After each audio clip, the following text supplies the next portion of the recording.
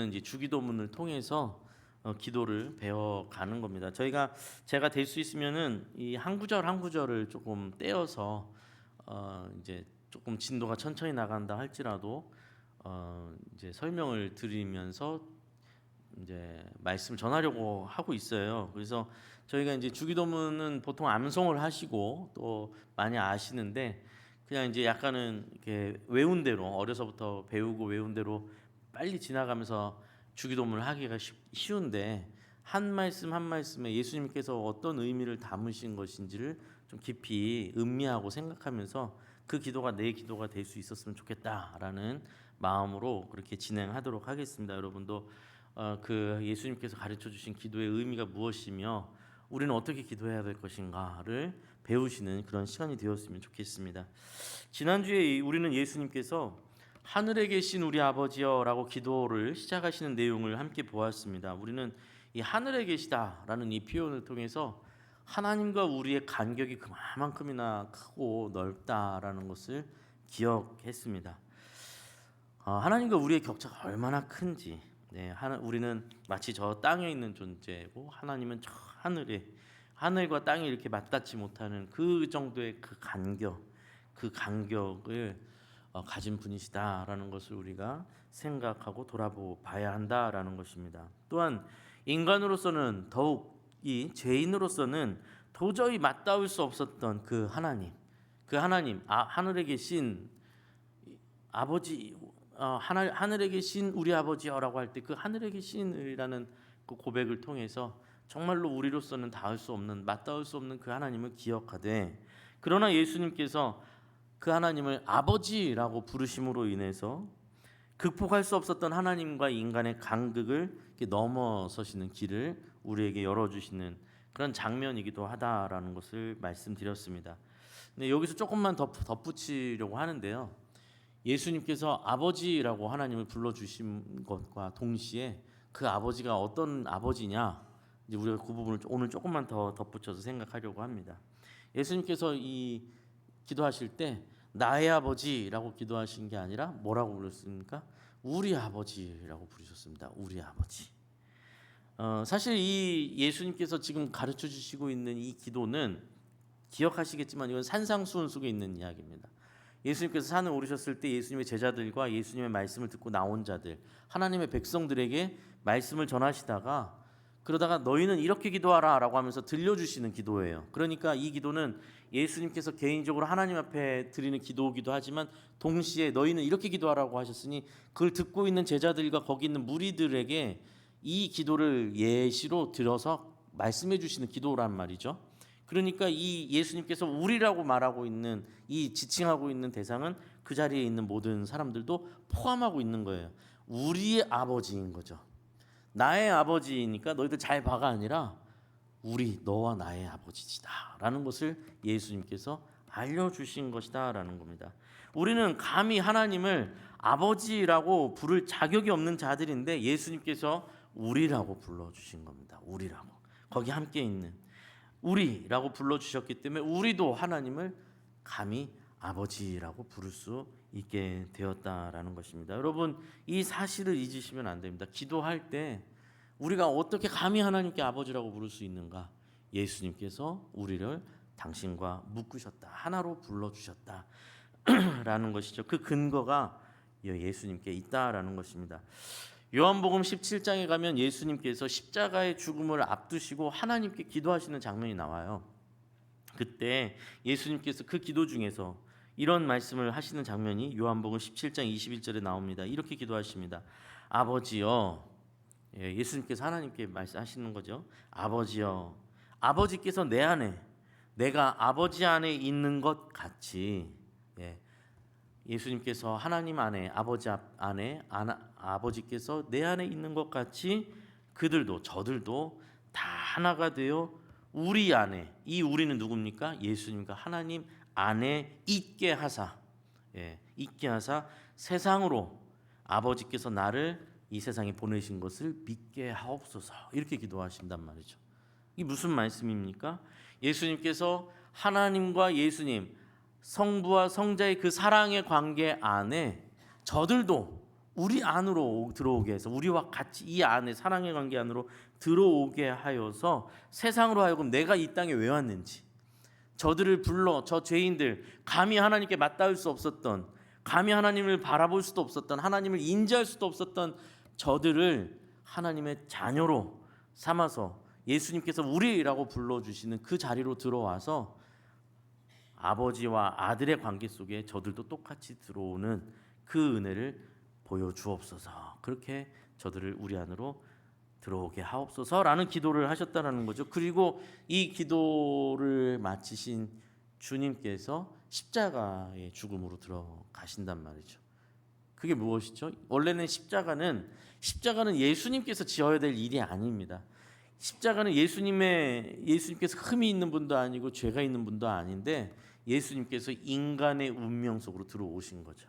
인간이 져야 될 죽음, 인간이 짊어져야 될 심판 안으로 예수님께서 들어오셔서 우리라고 끌어안아 버리심으로 인해서 예수님께서 그 심판과 죄에 대한 책을 다 대신 지심으로 그 죄의 신분, 죄의 노예 신분으로 있었던 우리를 예수님께서 당신과 같은 자리로 끌어당기시고 마찬가지로 그 죽음을 이기시고 예수님께서 다시 사심으로 인하여서 그 우리를 그 죄의 사슬로부터 죄의 노예가 되었던 우리를 예수님과 우리가 되어서 다시 부활의 소망으로 새로운 존재로 우리를 변화시켜 주신, 그것이 우리 복음의 핵심이죠. 사실 우리가 믿는 예수 그리스도에 대한 복음의 이야기입니다. 오늘은 이름이 거룩히 여김을 받으시오며라고 예수님께서 기도를 가르쳐 주신 말씀을 함께 생각해 보겠습니다. 예수님은 하나님 아버지의 이름이 거룩히 여김을 받으시기를 기도했습니다. 예. 근데 여러분 혹시 이 구절을 아마 주기도문을 수없이 많이 하셨을 텐데요. 이 구절이 무슨 뜻이냐? 만약에 믿지 않는 이웃이나 자녀가 혹은 잘 어린 자녀가 이 구절 이름이 거룩히 여김을 받으시오며가 도대체 무슨 뜻이에요? 라고 물어보면 뭐라고 설명하시겠습니까? 이게 안 물어보면 다 아는 이야기인데 물어보면 설명하기가 참 뭐라고 해야 되지? 이름이 거룩히 여김을 받으시기를 원합니다. 이게 무슨 뜻일까? 이제 좀 깊이 생각하게 되는 이야기죠. 먼저 하나씩 좀 따져봤으면 좋겠어요. 하나님의 이름을, 아버지의 이름, 이 거룩하게 되기를 원한다고 했으니까 하나님의 이름에 대해 좀 생각을 해봤으면 좋겠는데, 여러분 혹시 여기에 하나님의 이름을 아시는 분이 계십니까? 하나님 이름을 아시는 분? 또 갑자기 그쵸? 얼토당토하는 질문을 던지면 이게 당황스럽습니다. 이게 이제 가장 아주 기본적으로 나올 수 있는 대답 중에 하나는 하나님이시잖아요. 이렇게 할 수 있어요. 그렇죠? 하나님이 하나님이잖아요. 아니요, 사실 하나님은 이름이 아니거든요. 하나님은 이름이 아니죠. 뭐 예를 들어 선생님 한다고 선생님이 이름은 아니거든요. 그죠? 팀장님, 과장님 그런다고 제 이름이 목사는 아니에요. 예, 제 이름은 따로 있죠. 전광석입니다. 이게 이름이고, 하나님이라는 이 호칭은 우리가 믿는 신을 지칭하는 표현입니다. 하나님, 한 분이신 하나님, 뭐 이렇게 표현하는 하나님이시지, 하나님의 이름 자체는 아니란 말이에요. 갑자기 이렇게 얘기를 하니까 약간 좀 뭔가 속은 기분이 드시는 건 아니죠? 뭔가 그럼 하나님의 이름이 뭐예요? 하나님의 이름이. 근데 이제 이런 곤란한 질문을 저희보다 먼저 해주신 분이 있죠. 고맙게도 모세가 이 질문을 하나님 앞에 했지 않습니까? 모세가 하나님 앞에 하나님 당신의 이름 뭡니까? 라고 묻지 않습니까? 이제 모세가 이제 노인이 되어서 80세가 돼가지고 광야에서 이제 뭐 다 그냥 그렇게 다 내려놓은 상태에서 하나님께서 모세를 불러가지고 야 네가 가서 이집트에 가서 이스라엘 백성들을 다 불러내가라. 내가 널 보내겠다. 하니까 이제 모세가 고개를 절레절레 흔들죠. 아니 내가 지금 이 나이에 뭘 합니까? 내가 지금 이집트 왕자였을 때는 이 모양 이 꼴로 만들어 놓고 이제 와서 뭘 하라고 하는 거니까 저 못합니다. 이게 나오는 거잖아요. 그러니까 하나님이 가라. 계속 가야 된다. 너 가야 된다 하시니까 모세가 이제 이렇게 반문하잖아요. 이야기를 하잖아요. 아니 제가 지금 가면 그 이집트의 화려하고 어마어마한 문명 속에 그 나라에 가서 내가 사막에서 저 광야에서 하나님이 나를 불러서 이집트에 있는 이스라엘 백성 다 데리고 나오라고 했다. 그 수백만이거든요. 다 데리고 나오라고 했다 하면 누가 내 말을 듣습니까? 누가? 이제 이렇게 얘기 나오는 거죠. 모세 입장에서는 그런 거예요. 누가 내 말을 듣습니까? 이 초라한 나의 말을 누가 듣습니까? 그들이 아마 조롱하면서 저한테 물을 겁니다. 그래, 네가 보낸 너를 보낸 신 도대체 누구냐? 그 신의 이름 뭐냐? 이렇게 물을 거 아닙니까? 그러면 나한테 말씀 좀 해주십시오. 당신의 이름은 무엇입니까? 이게 이제 모세의 이야기거든요. 모세도 모르는 거예요. 하나님 이름을요. 하나님이 모르는 거예요. 하나님 신인 거죠. 신을 만난 것뿐이죠.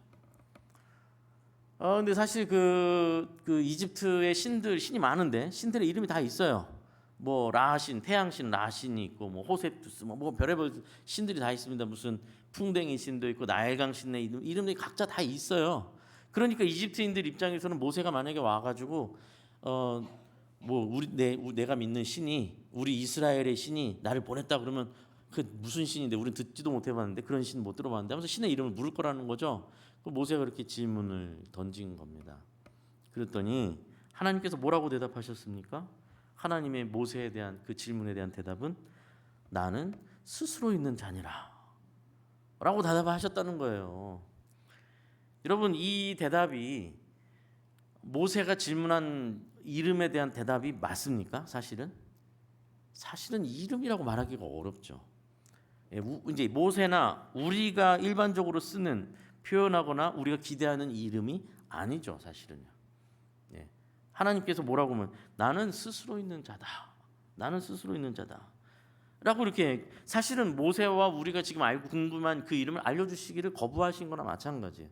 그런 식으로 표현하지 않으시고 내가 누구인지를 소개하시는 거죠. 나는 스스로 있는 자다라고 표현하셨어요. 왜 그럼 하나님께서는 이렇게 알고 싶은 이름을 안 알려주셨는가? 왜 이름을 이런 고유명사인 이름을 딱 알려주시지 않으셨는가? 왜냐하면 하나님은 그 어떤 이름에도 담기실 수가 없는 분이시라 그렇습니다. 하나님은 그 이름을 하나님께는 어떤 한계가 있지를 못하고 어떤 방식으로든 규정을 할 수가 없어요. 이름이라는 건 어떤 속성과 목적을 담게 되는 거예요. 여러분, 자녀의 이름을 지을 때에도 그냥 떠오르는 단어를 확 뱉진 않아요. 생각하고 고민하죠. 그리고 소망을 담아서 이름을 붙이죠. 그렇죠? 어떤 물건이나 어떠한 이 브랜드 이름을 붙일 때도 그냥 떠오르는 단어를 그냥 하다가 그냥 붙이지 않습니다. 거기에 뭔가 의미와 뜻을 담아서 상징적인 이름을 붙인단 말이에요. 그런데 누가 하나님께 그 어떤 하나님의 속성을 다 파악해서 하나님께 이름을 붙일 수가 있겠습니까? 붙일 수가 없어요. 누가 하나님의 속성과 목적을 헤아릴 수 있으며 누가 그 속성과 이름을 담아서 하나님께 그 뜻 목적을 담아서 하나님께 이름을 붙일 수가 있단 말입니까? 하나님께는 그런 이름을 붙일 수가 없는 거예요. 어떤 방식으로든 간단하게 규정할 수가 없는 분이라는 거죠.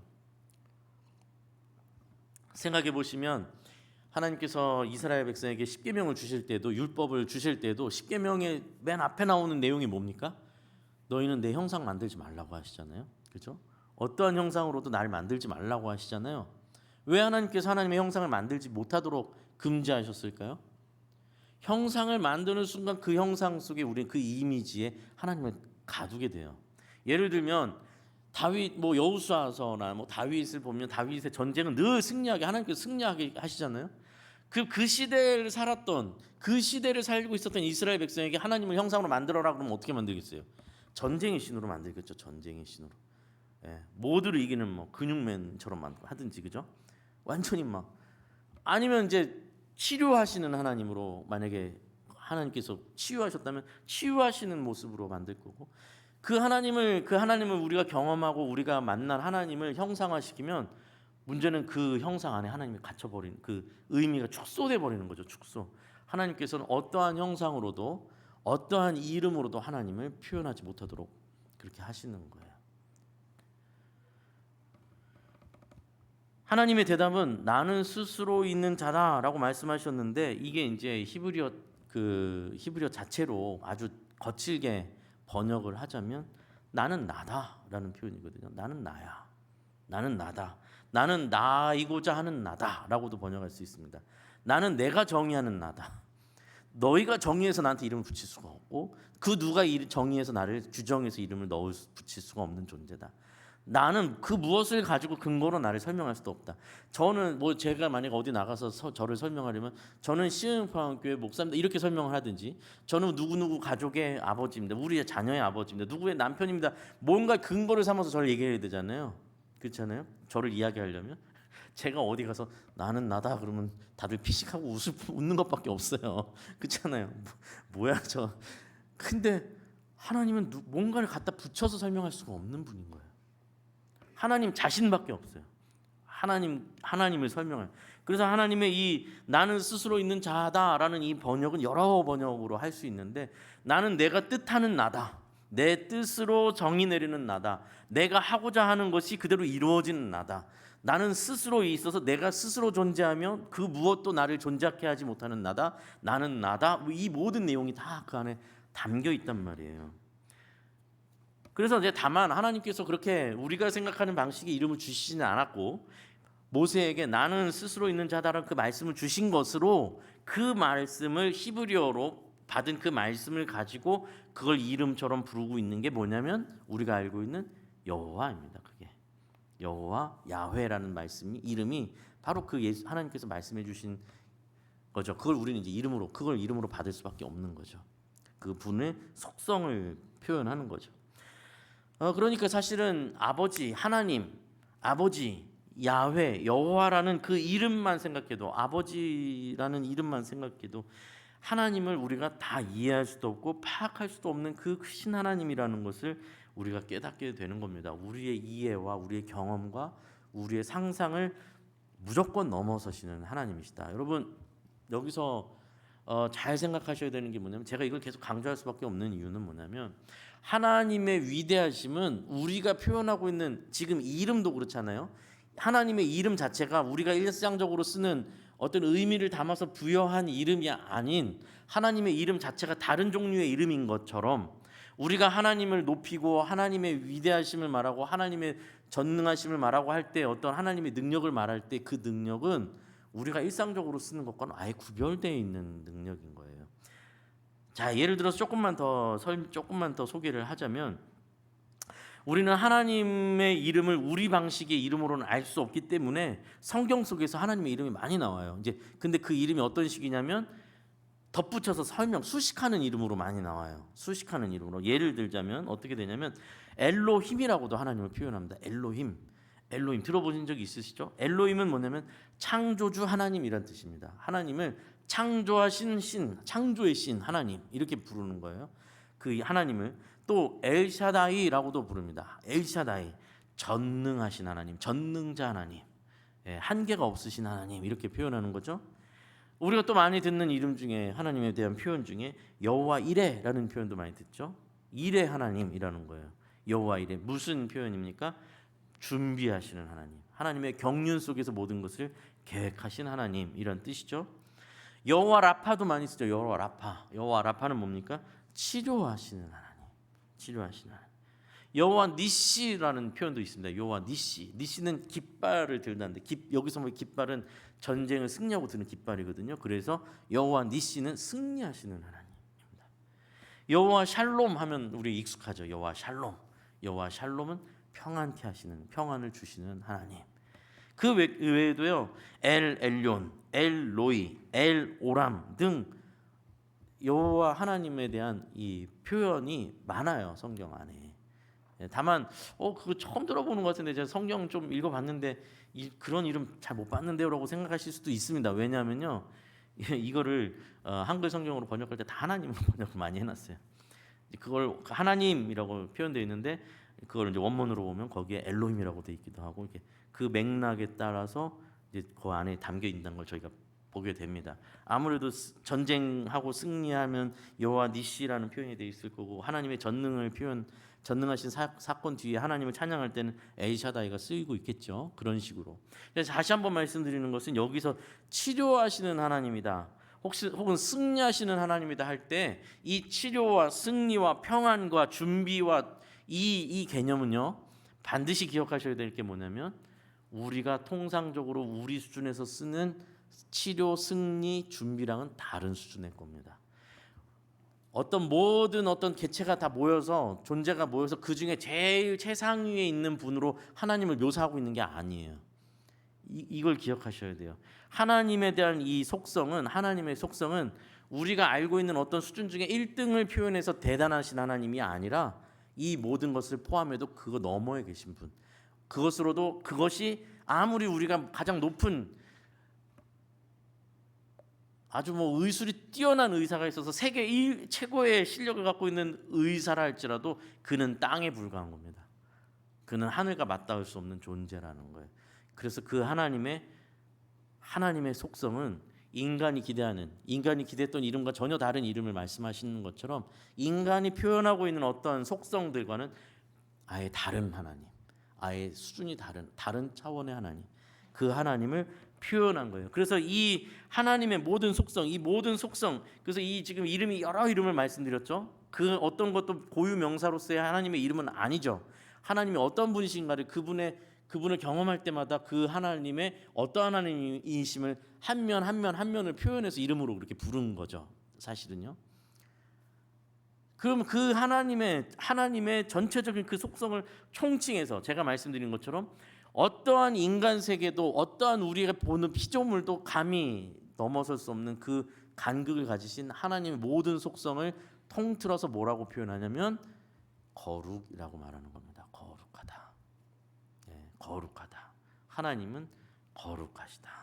하나님은 모든 피조물과 구별되신다. 따라갈 수가 없다. 경쟁하는 대상이 아니다. 비교의 대상이 아니다. 어떤 수치로 표현할 수 있는 대상이 아니고 절대적인 분이시고 영원하신 분이시다. 라는 그 모든 속성이 담겨 있는 거룩하신 분이십니다. 여러분 이제 거룩하다라고 하면 어떤 게 떠오르십니까?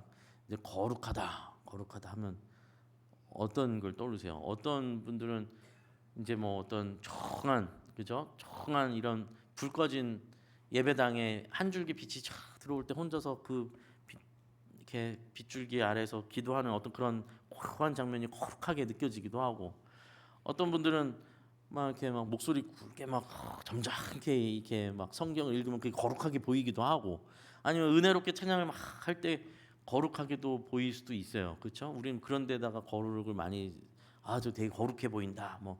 거룩한 분위기야. 이렇게 표현을 하지만 사실 그것과 거룩은 전혀 상관이 없는 얘기입니다. 거룩은 오직 무엇을 근거로 말할 수 있다고요? 하나님의 속성을 통해서만. 그래서 거룩이라는 표현이 들어가려면 하나님이 그곳에 임재하셔야만 가능한 얘기입니다.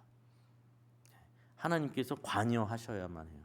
그렇지 않으면 거룩이라는 단어가 붙일 수도 없고 쓰일 수도 없는 겁니다. 하나님만이 거룩하신 분이시기 때문에 그렇습니다. 자, 그런데 예수님께서 뭐라고 기도하셨다고요?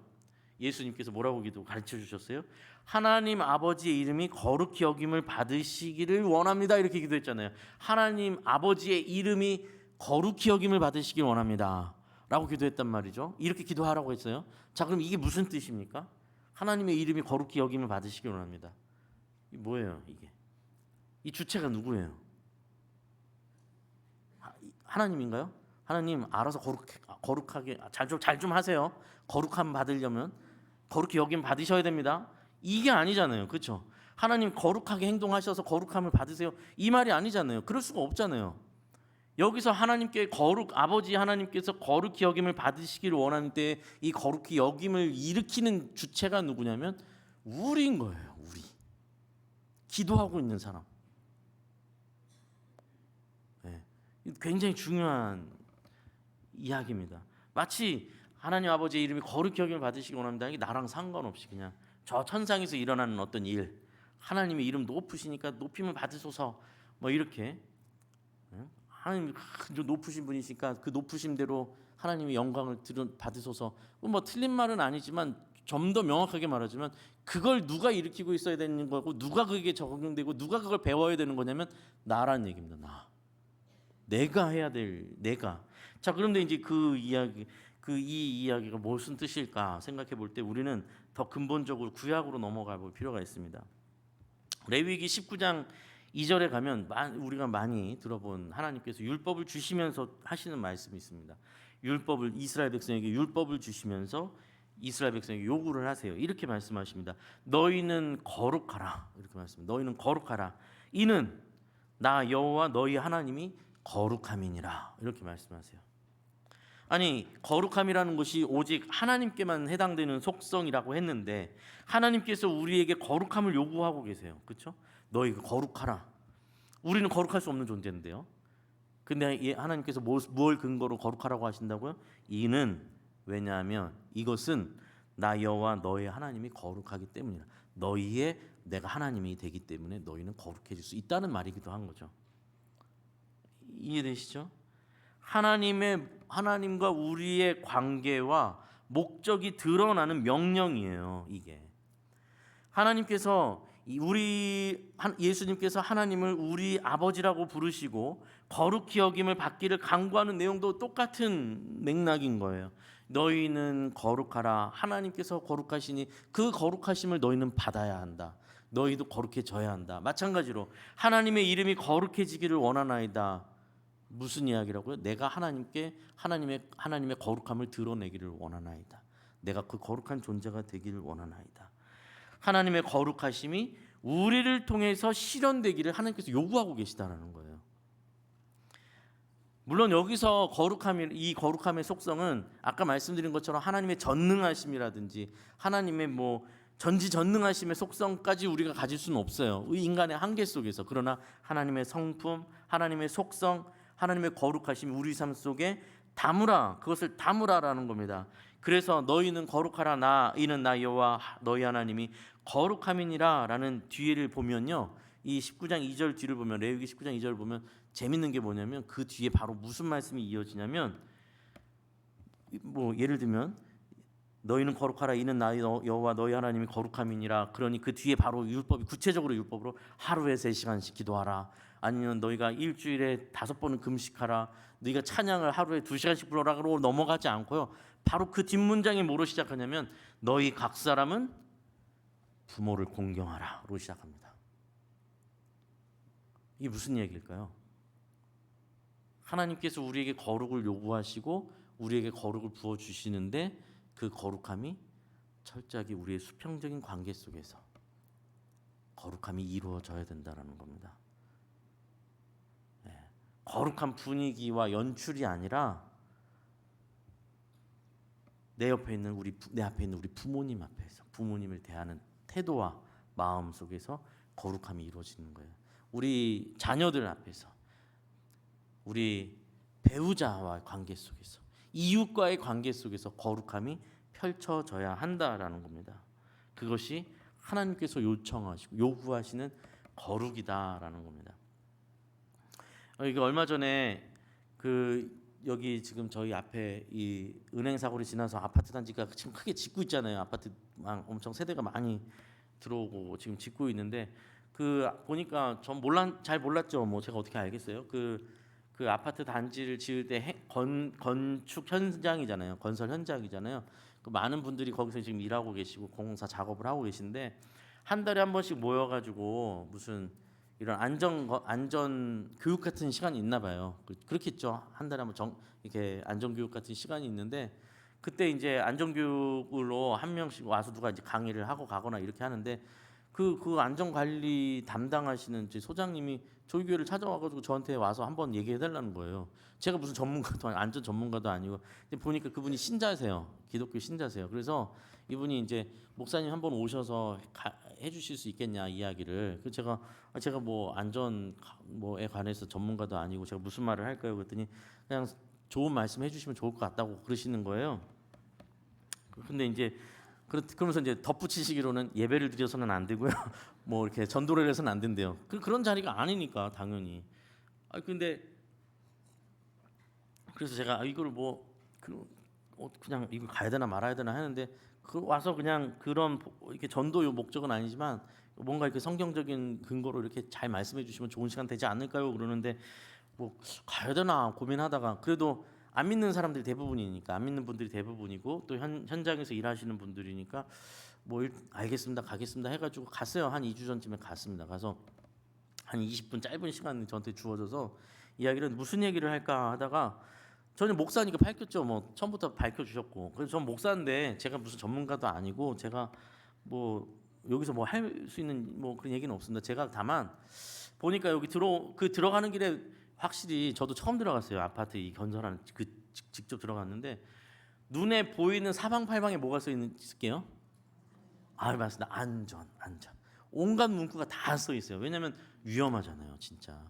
그 들어가면서부터 거기 제가 거기 이게 뭐 강단이라고 해야 되나? 거기 서는 자리까지 사방팔방에 다 안전 써 있고 뭐 하면 안 됩니다. 뭐뭐 해야 됩니다. 뭐 하면 가족을 생각하게 만드는 문구랑 막 이런 거 막 다 적혀 있단 말이죠. 그게 나름 그 공사 현장의 법이잖아요. 그 법을 보면 여기서 뭐가 중요한지가 보이는 거잖아요. 이제 그 이야기를 했어요. 보니까 여기는 지금 제일 안전을 제일 중요하게 여기시는 게 맞는 것 같은데 대한민국 헌법을 보면 헌법을 읽어보면 헌법의 정신이 뭔지 이 나라가 뭘 중요시하는지 그걸 볼 수 있는 것처럼 제가 법 전문가는 아닌데 제가 여러분에게 해줄 수 있는 말은 성경에 나온 법에 대한 얘기를 좀 해줄 수 있을 것 같다. 제가 그나마 조금 더 아니까. 이 성경에 나온 법은 하나님께서 주신 법인데 이걸 율법이라고 우리는 부른다.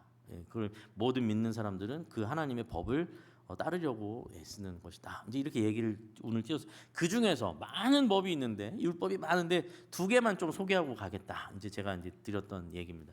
두 가지만 좀 재밌는 여러분이 혹시 흥미진진하게 느껴질 만한 법 두 개만 한번 소개하고 가겠다라고 얘기를 했어요. 첫 번째가 뭐였냐면 뭐 여러분 많이 아시겠지만 모르는 분도 혹시 계실 수 있어요. 하나님께서 이스라엘 백성에게 율법을 주셨을 때 이 농사에 대한 법 중에 하나가 굉장히 좋은 아름다운 법이 하나 있습니다. 만약에 이렇게 밭이 이렇게 네모나게 우리 본당처럼 있다면 이 열심히 농사를 지어서 추수를 할 때가 됐지 않습니까? 추수를 할 때 마지막 추수할 그때에 이 밭에 내 모퉁이는 거두지 말라고 하세요. 그건 손대지 말라고. 아니 그게 말이 안 되잖아요. 구석구석 하나로 남기지 않고 다 추수하는 게 맞잖아요. 아니 하나님께서 마지막 모서리에 있는 것들은 손대지 마라. 네 거 아니다. 이런 식으로. 또 하나는 뭐냐면 열매를 딸 때도 나뭇가지 열매를 다 따다가도 10개, 20개 있으면 그거 다 우리는 먹을 수 있는 건 수확해야 되는 거, 팔 수 있는 건 다 따야 되잖아요. 하나님께서 반드시 몇 개 남겨 놓으라고 하세요. 나무마다. 그걸 다 따면 안 되는 거예요. 또 뭐가 있냐면 그걸 이렇게 실어가지고 곡식이 됐든 열매가 됐든 실어가지고 나르거나 실어서 움직일 때 운반하다가 뭐 따거나 담다가 흘릴 수 있잖아요 바닥에. 그럼 어떻게 해요? 빨리 딱 들어가지고 딱 닦아갖고 막 넣어야죠. 상품성이 떨어지지 않도록 해야 되잖아요. 하나님께서 율법으로 뭐라고 하시냐면 내버려둬라. 떨어지면 줍지 마라. 그냥 이 율법을 주신 게 아니라 왜냐하면 그것은 나그네와 과부와 이방인들일 것이다. 고아와 과부와 나그네들 것이다. 자기 스스로 책임질 수 없는 자기가 어떤 경제 생활을 할 수 없는 누군가의 도움을 받아야만 살 수 있는 자들의 몫으로 하나님께서 지정하신 것이다. 이런 법을 주신단 말이죠. 지금 각자 도생하는 이 세상 속에서 이 말씀이 얼마나 아름다운 법입니까? 그렇죠? 하나님께서 너희가 너희의 이 농사가 풍년이 되게 하고 이 농사가 이 열매를 맺게 하는 것에는 그 책임을 담아서 너에게 보내는 것이다 라는 법이 담겨 있는 거예요. 참 아름답죠. 그리고 또 하나의 법을 하나 소개했습니다. 이번에는 제가 이제 공사 현장이니까 공사 현장에 계신 분들에게 조금 이렇게 공감이 될 만한 법을 좀 찾아봤어요. 뭐 어떤 법이 그 중에 또 아주 재밌는 법이 하나 있더라고요. 신명기 22장 8절에 어떤 율법이 있냐면 이 율법이 있습니다. 네가 새 집을 지을 때, 집을 짓는 거예요. 새 집을 지을 때 지붕에 난간을 만들어 사람이 떨어지지 않게 하라. 공사 현장에 딱 맞는 말씀이죠. 지지 않게 하라. 그 피가 너의 집으로 돌아갈까 하노라. 이렇게 말씀이 있어요. 율법에. 하나님께서 율법에 무슨 이야기냐면 내가 새 집을 짓습니다. 우리 집을 돈을 들여서 집을 지어요. 집을 지고 지붕을 올릴 거 아니에요. 지붕 공사를 할 거 아니에요. 지붕 공사를 할 때 돈을 들여서 난간도 만들으라는 거예요. 왜냐? 그 공사하는 사람 인부가 올라가서 난간 없어서 잘못해서 밑으로 떨어지면 사람들은 혹은 너는 아유 부주의했어. 왜 부주의했어라고 말할지 모르겠지만 하나님은 너에게 제 피값을 돌리겠다라는 거예요.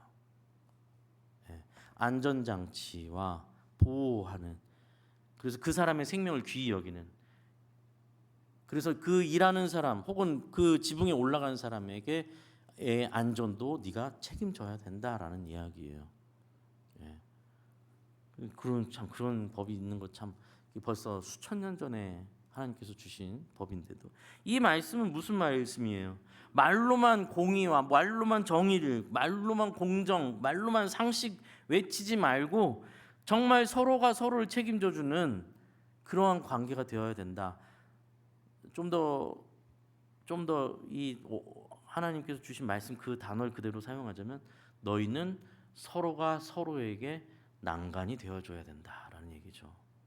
서로가 서로에게 기댈 수 있는, 서로가 서로를 살리는 난간이 되어야 한다라는 것이 하나님의 법이다. 제가 그렇게 좀 우리 하나님의 법에 대해서 좀 소개를 했습니다. 우리는 지금 예수님을 통해서 기도를 배우고 있잖아요. 예수님은 하나님의 이름이 거룩히 여김을 받으시기를 기도해야 된다고 가르치시고 계시잖아요. 이 말씀의 뜻이 뭐라고 했어요? 거룩이 무엇인지 알 수 없었던 우리에게 하나님이 거룩이 뭔지를 알게 하시잖아요. 그저 자기 욕심에 이끌려가 살아가던 우리에게, 어둠으로 가득한 인간의 욕망에 놓였던 우리에게 자녀가 되는 눈을 뜨게 하시는 거잖아요. 그래서 아버지라고 부를 수 있게 하셨잖아요. 아버지구나, 하나님이 나의 아버지시구나. 그렇다면 이제 그 하나님 아버지의 거룩하심을 내 삶으로 실현하여 내가 살고 있는 삶의 현장, 수평적인 세상 속에서 하나님의 거룩하심이 우리를 통해서 실현되기를 간구하고 기도하라는 겁니다. 네. 그 거룩함은 하나님의 속성을 담는 것이죠. 긍휼함과 자비와 용서와 서로를 귀하게 여기고 서로의 난간이 되어주는 것, 그렇게 사랑과 정의의 실현을 이뤄내는 것이 하나님 내 삶이 되게 하여 주옵소서. 아버지의 거룩하심이 이제는 내 안에서, 우리 안에서 펼쳐지기를 원하나이다. 우리 안에 이 죄와 어둠이 하나님의 거룩하심으로 밀려나가고 하나님의 거룩하심이 내 안에 새로운 존재, 새로운 인생으로 변화시키는 은혜의 역사가 내 안에 일어나게 하옵소서. 그렇게 하나님의 이름이 거룩히 여김을 받으시옵소서라는 얘기죠. 그래서 우리는 기도할 때 이렇게 기도하는 겁니다. 우리를 자녀 삼아 주신 아버지 하나님, 이제 저희가 하나님의 자녀가 되었사오니 하나님의 뜻이 우리를 통해 이루어지기를 간구하나이다. 우리가 하나님의 거룩을 우리의 몸으로, 우리의 삶으로 알아가고 배워가고 실현해 나가는 이 인생이 되게 하여 주옵소서라고 기도를 예수님께서 우리에게 가르쳐 주신 겁니다. 그렇죠? 좀 이해가 되시죠? 네. 아버지 하나님의 이름이 거룩히 여겨지도록 우리가 살아가야 한다는 것이죠. 예수님의 기도를 배우고 깊이 마음에 새기시기를 부탁드립니다. 이제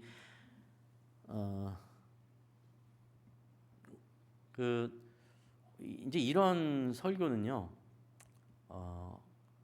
내용이 틀린 것은 아닌데 또 우리가 워낙 죄성으로 기울어져 있다 보니까 염려도 돼요. 뭐냐면 도덕적 설교라는 게, 이제 제가 표현하자면, 굳이 뭐 없는 표현이지만 제가 붙여서 말한다면 설교가 도덕적 설교로 흘러갈 수가 있습니다. 윤리적 설교, 도덕적 설교. 근데 제가 염려하는 것은 여러분이 이 말씀을 도덕적, 윤리적으로 받아들일까 봐 걱정을 해요. 저는 그래, 그렇구나, 우리가 하나님의 백성이니까 윤리적으로 도덕적으로 살아야지 수준의 말이 아니에요. 이게 거룩은 윤리적 수준의 것이 아니에요. 이게 잘하고 잘못하고의 문제가 아니에요. 윤리적 수준, 도덕적 높음을 말하는 게 아닙니다. 지금 제가 계속해서 말씀드렸죠. 거룩은 우리의 어떤 윤리적 수준, 도덕적 수준의 고상한 수준 높음을 말하는 게 아니에요. 거룩은 뭐라고 했습니까? 하나님만이 가진 성품이라고 말씀드렸죠. 인간이 가질 수 없는 거라고 말씀드렸죠. 제가 이걸 왜 강조하는지를 설명드리는 겁니다. 하나님만이 가지시고 인간이 가질 수 없는 것이 우리에게 주어진 거예요. 그게 거룩이에요. 그래서 우리가 어떤 선행을 할 때라도, 조금이라도 어떤 하나의 작은 선행을 할 때라도, 여러분 얼마나 많아요. 우리가 삶 속에서 부딪히는 일들이, 누군가에게 뭔가 좋은 일을 해줄 수도 있고, 뭔가 누군가에게 할 때 거기에 나의 의의가 들어갈 틈이 하나도 없는 거예요. 내 도덕적 수준이 높아서 이렇게 하고 있다라고 착각할 수 없는 거예요. 이해되시죠? 이해되셔야 돼요. 이거 안 그러면 제가 반쪽 설교를 하는 겁니다. 하나님의 거룩하심을 받는다라는 건 우리가 자격과 조건이 돼서 하는 것이 아니고 흉내내는 게 아닙니다. 내가 어떤 선한 일을 행하고 내가 너한테 어떻게 했는데라는 보상 심리가 들어갈 틈이 없어요. 내가 이 정도면 훌륭하지라는 윤리적 우월감을 가질 자리가 없어요. 하나님의 거룩하심을 그저 우리는 받고 우리 삶 속에서 배워가고 그것이 실현되는 것뿐이에요. 그것이 감사한 거예요. 나 같은 죄인에게 하나님의 거룩하신 일이 일어나다니, 나 같은 죄인 안에서 하나님의 거룩하신 열매가 드러나다니, 하나님의 이름이 거룩히 여김을 받으시옵소서가 되는 겁니다. 자칫 잘못하면 그런 근사한 말을 하면서 다 자기한테 영광을 돌려요. 그리고 조금만 핀트가 나가고 조금만 틀어지면 바로 그냥 싸움 모드로 넘어가요. 예, 제가 뭐 이런 예를 안 들어도 다 잘 아시죠? 은혜 많이 받고, 제가 예전에 그 사역을 잠깐 이제 쉬는 기간에 뭐 이렇게 목회자가 사역을 잠깐 한 달, 두 달 뭐 이렇게 사역지를 옮기는 과정에서 쉬는 그런 기간이 되면 제일 해보고 싶은 게 뭔지 아세요? 다른 교회 가보는 거거든요. 그래서 이제 말씀 잘 전하시는 목사님 교회에 한번 가보는 거죠. 갔어요. 뭐 지금 얘기하면 거의 90% 아실 만한 목사님 교회, 큰 교회, 아주 말씀 좋은 교회 목사님. 그래서 그 예배 들으면서 막 거기야말로 거룩한 분위기 속에서 그 예배가 처음부터 끝까지 다 끝났어요. 야, 진짜 오늘 진짜 말씀, 전 설교자니까 부럽잖아요. 참 어떻게 말씀을 저렇게 잘 전하시나 하면서 부러우면서 참 말씀 좋구나 하면서 내려왔어요. 주차장에서 탁 나와서 주차장에서 차가 나왔는데 교회가 그거 뭐 어마어마하게 크니까 차는 또 얼마나 많겠어요. 나가는데 입구는 하나고 차들이 이제 몰리기 시작했어요. 그냥 아시죠? 대충 무슨 일들이 일어나는지. 네. 말 안 해도 아시죠? 끽끽끽끽 하다 갑자기 창문 막 내리고 째려보고 막 뭐야 이게 갑자기. 여기가 거룩이 아니고요, 주차장에서 거룩이 일어나는 거예요. 여기서 거룩이 이루어지는 게 아니고, 물론 이제 전면 부정하는 얘기가 아닙니다. 하나님의 거룩하심이죠. 근데 우리의 거룩의 현장은 저 땀 흘리면서 식사 준비하는 그곳에서 일어나는 거예요. 다 같이 짜증 났을 때, 다 같이 불편할 때, 거기서 내 의로움으로 나오는 거룩이 아니고, 아유 저 인간 왜 저래가 아니라 내가 저랬을 거 아니야. 근데 하나님이 날 여기까지 오신 거 아니야. 저게 잘못된 걸 알고 있으니 나는 얼마나 많이 변한 거야. 하나님 은혜다 진짜. 내가 하나님 알기 전에 나도 저보다 더 했잖아를 아는 거예요. 말 한마디를 조심하게 되는 것이고, 말 한마디 부드러워지는 것이고, 상대방을 바라보는 눈빛이 달라지는 거예요. 거기에 거룩이 있는 겁니다. 거기에 하나님의 거룩하신 이름이 거룩하게 여김을 받으시는 자리입니다. 착각하시면 안 됩니다. 거룩한 분위기를 연출하려고 하지 마시고 거룩해지십시오. 하나님의 거룩을 받으십시오. 하나님의 거룩을 받으시려면 나를 죽이십시오. 나를 던지십시오. 하나님의 거룩하심이 나를 새롭게 하시도록 나를 내어주십시오. 거기에 하나님의 이름이 높임을 받으실 겁니다. 그 기도를 하나님께 올려드린 저와 여러분 되시기를 간절히 소원합니다. 기도하겠습니다. 하나님 아버지 감사합니다. 참으로 우리에게 참된 기도를 알려주신 주님 감사합니다. 그 기도를 깊이 묵상하고 음미하여서 우리 삶 속에서 하나님의 거룩하심이 우리의 삶을 통하여서 이루어져 가는, 그리하여 하나님의 이름이 거룩히 여김을 받으시는 귀한 우리의 삶이 될 수 있도록 성령님 우리를 인도하여 주시옵소서. 이제는 우리 주 예수 그리스도의 은혜와 하나님의 무한하신 사랑, 성령님의 보호하시고 인도하시고 교통하시비 이 자리에 나와 주의 말씀 앞에 엎드려 하나님의 말씀 앞에, 그 거룩하심 앞에 하나님을 아버지라 부르며 자녀로서 이제 그 거룩함으로 살아가기를 소원하는 여기 있는 모든 하나님의 백성들, 자녀들 머리 위에, 삶의 터전 위에 이제부터 영원까지 함께 해주시기를 간절히 축원하옵나이다. 아멘. 아멘.